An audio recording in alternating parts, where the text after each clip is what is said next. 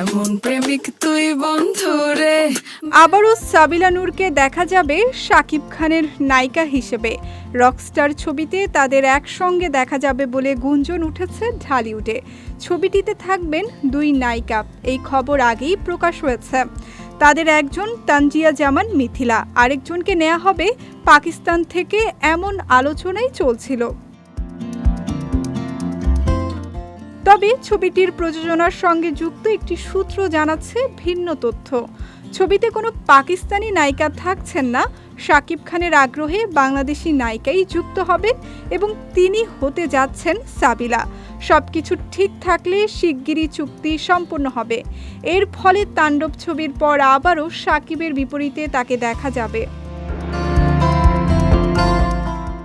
জানা গেছে নতুন সিনেমাটি একজন রকস্টারের জীবনের উত্থান পতনের গল্পকে কেন্দ্র করে তৈরি হবে, যেখানে ভালোবাসার একটি অন্য অধ্যায়ও ফুটে উঠবে। 2026 সালের শুরু থেকেই ব্যস্ত শিডিউলে সময় কাটাচ্ছেন ঢাকায় সিনেমার মেগাস্টার শাকিব খান। একের পর এক সিনেমার শুটিংয়ে দম ফেলার সুযোগ নেই তার। সদ্য প্রিন্স সিনেমার শুটিং শেষ হবে, এরপর তিনি হাত দেবেন আসন্ন ঈদ উল আজহার জন্য রকস্টার সিনেমার কাজে।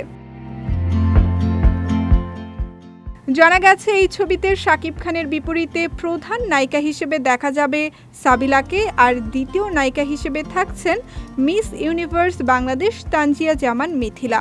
এ প্রসঙ্গে ছবির পরিচালক আজমান রুশো গণমাধ্যমকে বলেন, এই মুহূর্তে নায়িকা নির্বাচন নিয়ে কিছু বলতে চাই না। সবকিছু চূড়ান্ত হলে কয়েকদিনের মধ্যেই নায়িকাদের নাম ঘোষণা করা হবে।